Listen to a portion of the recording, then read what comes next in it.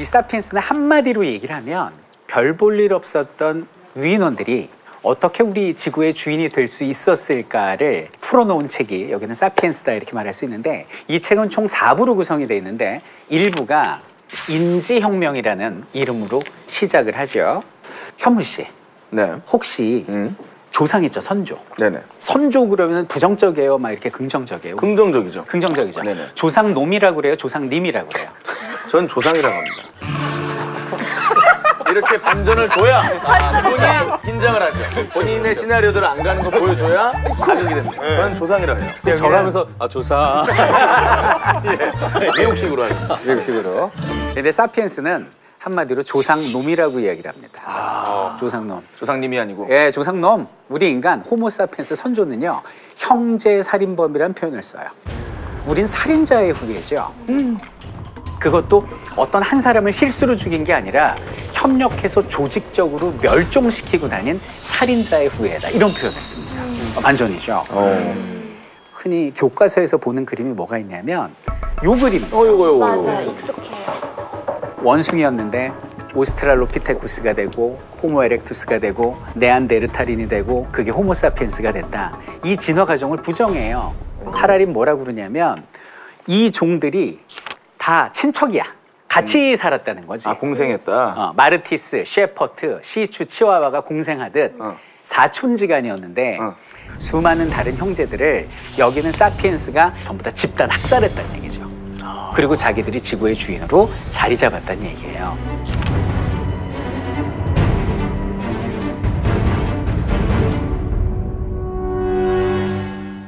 현무 씨. 그래서 여기 앉은 거구나. 딱이다. 이러려고 책을 읽어오지 말라는 거예요. 정말 그 별 볼 일 없었던 유인원들이 뭐 더 나은 게 있길래 지구의 주인이 되었을까요? 그거 뭐 우리가 흔히 아는 상식 아니에요? 네. 뭐 만물의 영장이라고 하고. 만물의 영장. 어떤 면에서? 지능이 높죠. 지능. 지능이 높으니까 뭐 도구도 쓸 줄 알고. 도구. 불도 뭐 발명을 했고. 전현무 씨처럼 뭐 도구 때문에 인간이 지구의 주인이 됐다, 똑같은 얘기를 한 사람이 있어요. 누구죠? 조선 후기의 정약용입니다. 내가 그러면. 어떤 거요? 다산정신. 다산정신 아시죠? 예. 목민심선 다산급 지성. 정약용 선생이 그랬어요. 아니, 인간이 만물의 영장이라고 부르는데 사자 같은 발톱도 없고 뱀 같은 독도 없고 독수리의 날개도 없는데 왜 우리가 만물의 영장이지? 그건 바로 우리가 도구의 인간, 기술을 쓰기 때문이야. 이게 기에로미라는 글이거든요. 네네네. 이게 지금까지의 상식이었는데 네. 하라리는 본질은 다른 데 있다라고 얘기를 합니다. 인간이 지구의 주인이 될 수 있었던 파워, 그 힘은 뒷담화부터 시작된다라고 얘기를 해요. 뒷담화요? 남 얘기. 나 놀리는 거야? 난 읽어. 맞아요? 저는 맞아요. 맞아요. 예. 뒷담화 때문에 네. 얘기했다고? 예. 누구나 다 이런 반응입니다. 저도 처음에 이게 무슨 진짜 읽어오지 않아야겠다. 나 진짜 이런 반응이 나오네. 무슨 소리 하나. 그렇지. 시청자 똑같은 반응이에요. 뒷담화가 무슨 괴소리야 이거잖아요. 괴소리죠. 근데 이 책의 매력이 듣다 보면 공감이 가. 들어봅시다 한번. 무슨 얘기냐면 이거는 예를 제가 좀 들어볼게요. 왜냐하면 이 책을 어려워하시는 분들도 있으니까. 이 뒷담화는요, 내가 만나보지도 체험하지도 않은 대상을 상상하게 되고 그 상상을 믿는 유일한 동물이 인간이라는 거예요.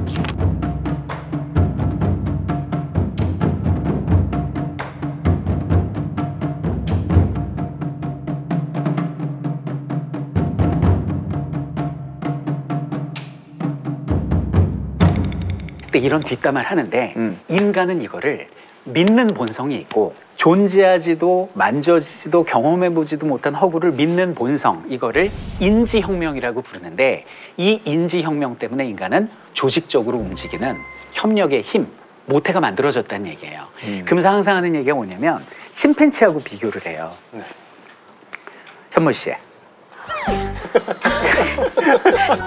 아니 어떤 수업 시간도 한 학생을 이렇게 하게 잡아서 질문하진 않아요. 요거는 요거 들고. 맞습니다. 다 이유가 있겠죠. 네네. 현무 씨하고 침팬지를 빨개 벗겨갖고 무인도에 풀어놨어요.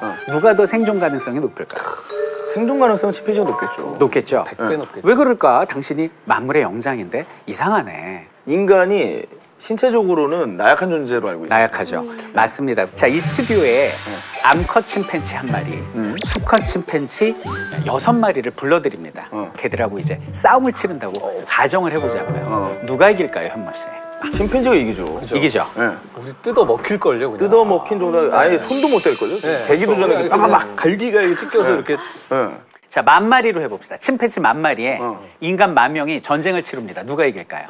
인간이 이기죠. 네. 그건 이기는 게 가서 아니에요. 조직적 학살이 벌어집니다. 인간은 협력의 동물이라는 거예요. 개개인으로 봤을 땐 별거 아닌데 뭉쳤을 때 엄청난 유연한 협력을 가지고 세상을 만들어가기도 하고 조직적으로 파괴하기도 하는 이 무리가 인간인데 그들을 협력하게 하는 힘이 바로 여기는 인지혁명이고 이건 존재하지 않는 허구를 집단적으로 믿는 본능이라고 표현을 하는 거예요. 이것 때문에 인간들은 처음 본 사람들과 유연하게 협력한다는 얘기죠. 이것이 제1장 인지혁명의 내용이에요.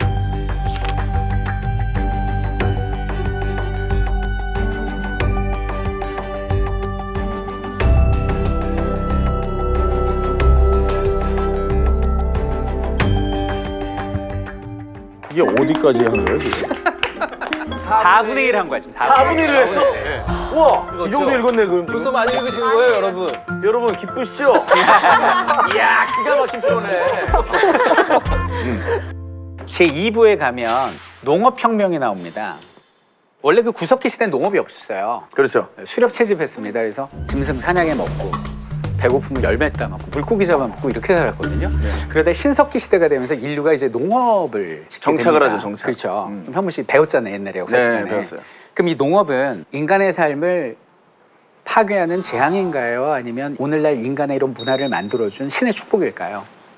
신의 축복이라고들 알고 있지 않나요? 농업을 했으니까 정착을 할 수 있고 농업을 안 했으면 계속 뛰어다니면서 사냥해야 되고 삶의 안정성이 없어지잖아요. 굶어 죽을 수 있는 그죠. 거고. 네. 그러니까 유발 하라리는 이 농업혁명을 창세기 이래 최대 인류의 사기극이라고 표현을 합니다. 유발하려면 나한테 되게 안 맞네. 뭐 말하는 것만 다 틀리다고 그러면.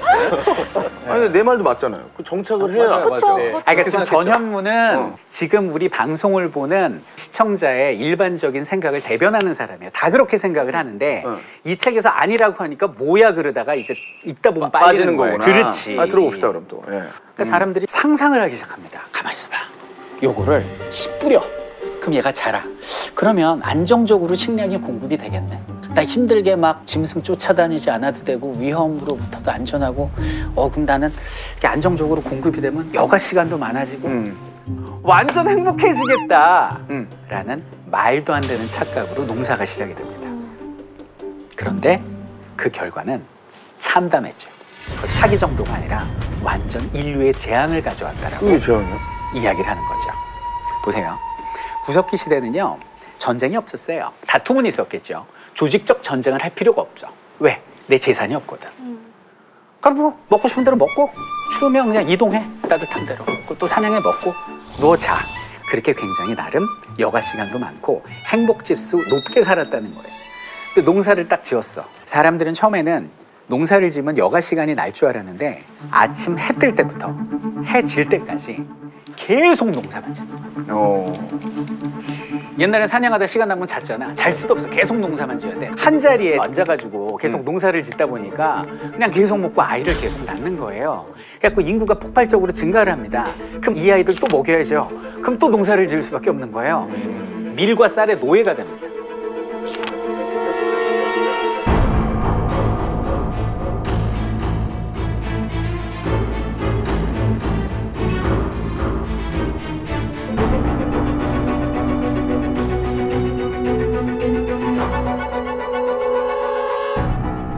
농사를 짓다 보니까 그때는 쌀만 먹고요. 밀만 먹는 거예요. 심각한 영양 불균형 때문에 몸도 작아지고 면역력이 떨어지네. 질병에 취약해. 농사 짓기 시작하면서 몸이 이 모양이 됐구나. 근데 문제는 뭐냐면 이 농사를 지으려면 가축이 필요하거든요. 근데 모든 질병이 어디서 와요? 가축. 메르스 어디서 왔냐? 낙태에서 왔잖아요. 조류독감, 새한테서 오고.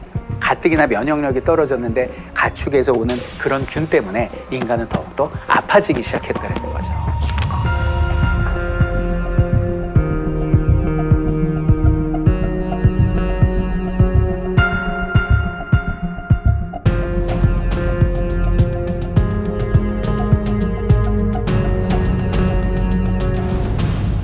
결국 여기 있는 농경의 시작은 인간 스스로를 노예로 만드는 불행을 넘어서서 전 지구상의 모든 종들에게는 이건 엄청난 불행이다라고 얘기를 하고 있는 거죠.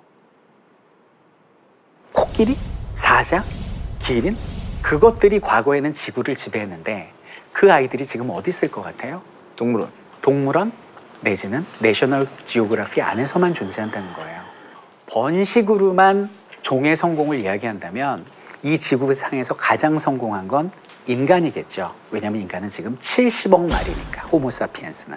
그 다음으로 번식으로 성공한 건 소, 말, 닭, 돼지인데 돼지가 옛날엔 별로 찾아볼 수 없었던 야생 돼지가 지금은 10억 마리 지구상에. 하도 먹으니까. 소 10억 마리, 양 10억 마리, 닭 250억 마리. 결국 인간은 자기들에게 필요하지 않은 종은 전부 다 몰살시켜버리고 그리고 자기들이 지구의 주인으로 자리 잡았다는 얘기예요. 여기까지가 사피엔스의 절반을 읽은 셈입니다. 호모사피엔스들이 통합을 하게 되는데요. 이것이 3부에 나오는 인류의 통합편입니다.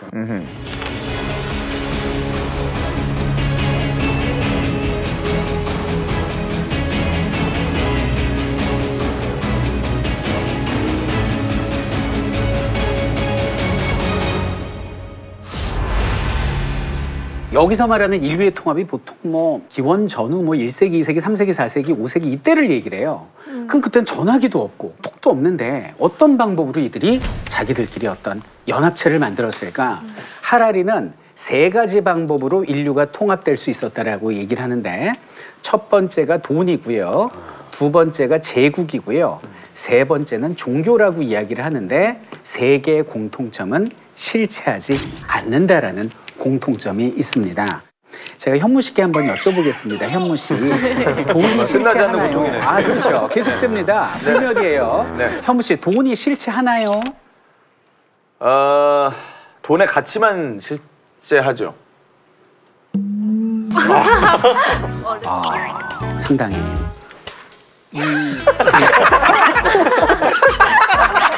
표정 봤어 진짜? 어우 그냥. 일단 돈의 개념을 좀 알아야 될 것 같아요.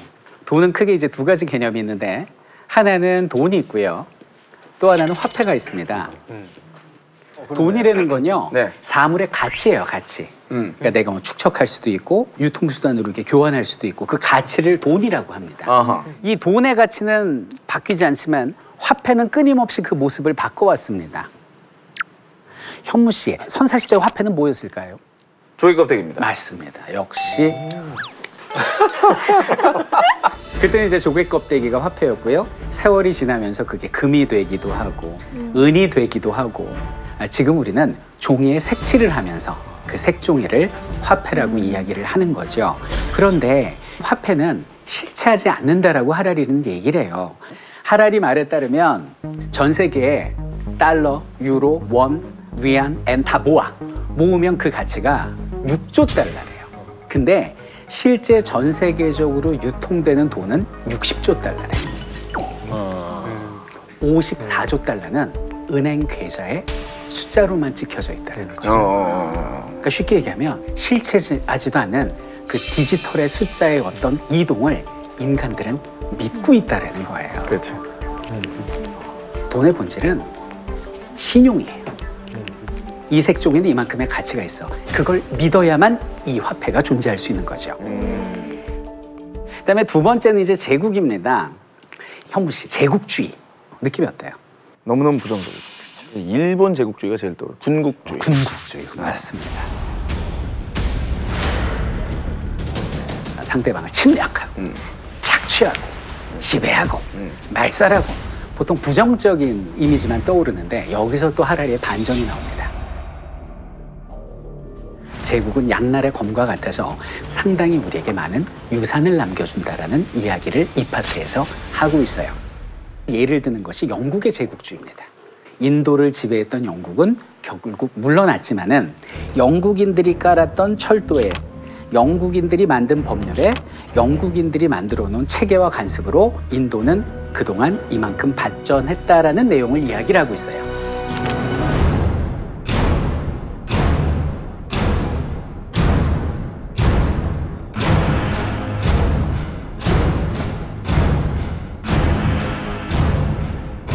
이 파트가 실제 엄청 욕을 먹었다고 알고 있어요. 전 세계적으로 이 부분에 대해서 많은 사람들이 제국주의에 대한 반감이 워낙 크기 때문에. 맞습니다. 예. 근데 이제 하라리는 종교도 똑같이 얘기를 합니다.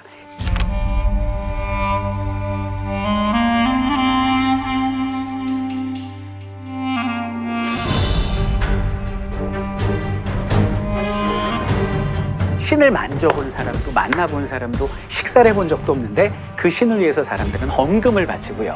그 신을 위해서 죽고 죽이는 종교전쟁을 벌인다는 거예요. 존재하지 않는 것을 믿고 따르는 것은 인간만의 독특한 본성. 이것 때문에 인간들은 처음 본 사람들과 유연하게 협력한다는 얘기죠. 마지막 단원이 바로 4부인데요. 과학혁명입니다. 과학혁명 첫 장에 이런 문장이 나옵니다. 기원후 1100년쯤에 살던 한 사람이 500년 동안 긴 잠을 자게 됩니다. 그리고 500년 뒤에 깨어났는데 그때는 1492년이었어요. 시끄러운 소리에 눈을 깨어봤더니 컬럼부스의 산타 마리아호가 쫙 하고 떠나가고 있더래. 그러면 500년 동안 잠에 들었던 사람이 그 모습을 보고 굉장히 생경해 하겠냐라는 거예요. 생경하지 않다.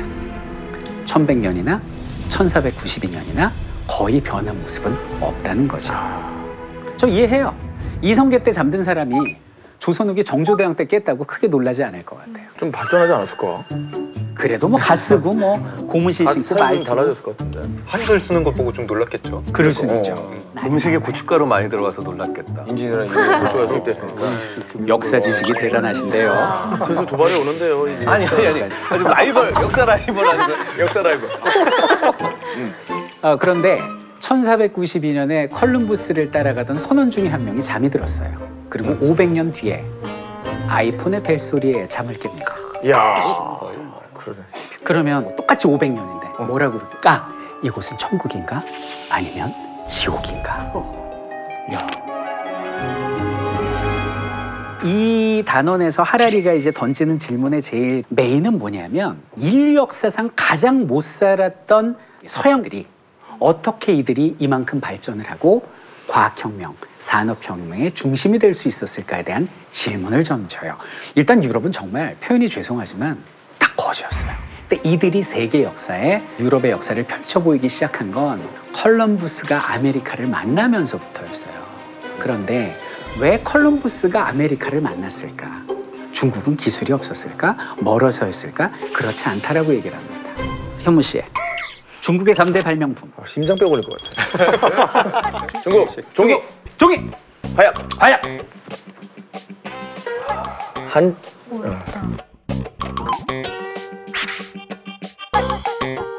빼갈? 국수? 나침반? 나침반. 제 노래 나침반 좀 깔아주세요. 그러면 최초로 화약, 나침반, 그리고 종이를 발명한 건 중국인데 그걸 활용한 건 왜 유럽이냐라는 거예요. 그 이유가 뭐냐? 명나라를 한번 예를 들어볼게요. 명나라 당시에 중국은 세계 최강이었어요. 부러울 게 없었어요. 그러니까 중국이 어떻게 해버리냐면 자신들의 문호를 닫아버려요. 근데 유럽은 그렇지 않아요. 어떻게 해서든지 배워야겠다, 알아야겠다라고 생각하면서 분열이 아니라 경쟁으로 갑니다. 서로 경쟁을 한 거예요. 그래가지고 그때 포르투갈에서 바르돌로메 디아스라는 사람이 인도에 후추를 구하러 가는데, 여기가 인도예요. 여기가 이제 기독교잖아요. 근데 십자군 전쟁으로 싸웠는데 진 거야, 기독교가. 그래갖고 이슬람 세력이 여길 차지하고 있어요. 못 가. 근데 후추는 인도에서 나와. 그럼 어떻게 해야 돼? 바닷길을 찾아야 되잖아요.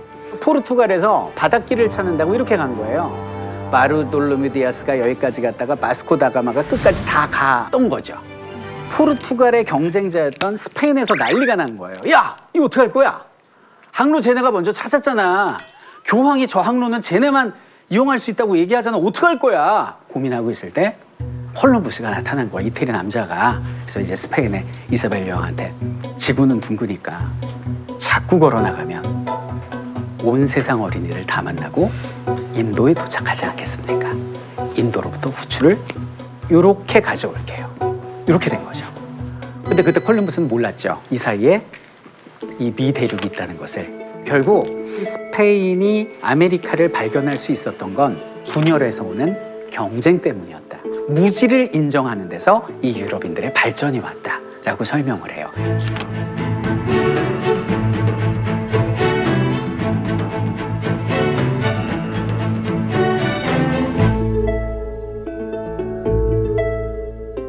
책 마지막에 유발 하라리는 미래에 대해서 이야기를 합니다.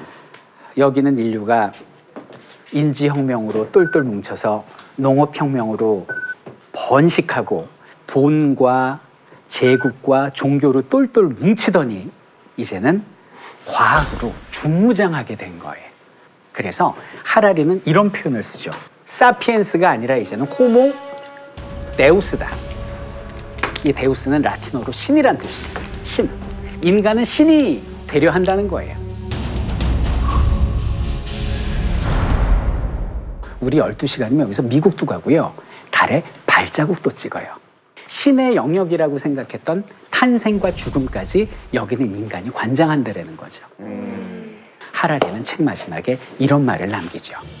우리 인간은 천국과 지옥으로 나뉘는 갈림길에 서 있다. 역사는 우리의 종말에 대해서 아직 결정 내리지 않았고 일련의 우연들은 우리를 어느 쪽으로도 굴러가게 만들 수 있다라고 얘기를 합니다. 4차 산업혁명으로 역사의 변곡점 앞에 서 있는 우리 호모사피엔스들은 천국의 문을 열 수도 지옥으로 가는 입구를 열 수도 있는데 과연 우리는 어떤 선택을 할 것인가 라는 질문으로 이 책은 마무리가 되고 있습니다. 다 읽었다. 다 읽었어. 책장을 봐도 죄책감이 안 생기겠네요. 선생님의 말발만큼이나 하라리의 글발이 또 필력이 기가 막히네요. 엄청나죠. 둘 다 비교하면서 보시면 되게 재밌을 것 같아요. 제 생각은 절대 아니고요. 이 책에서 이런 얘기를 하고 일부 공감, 일부 불편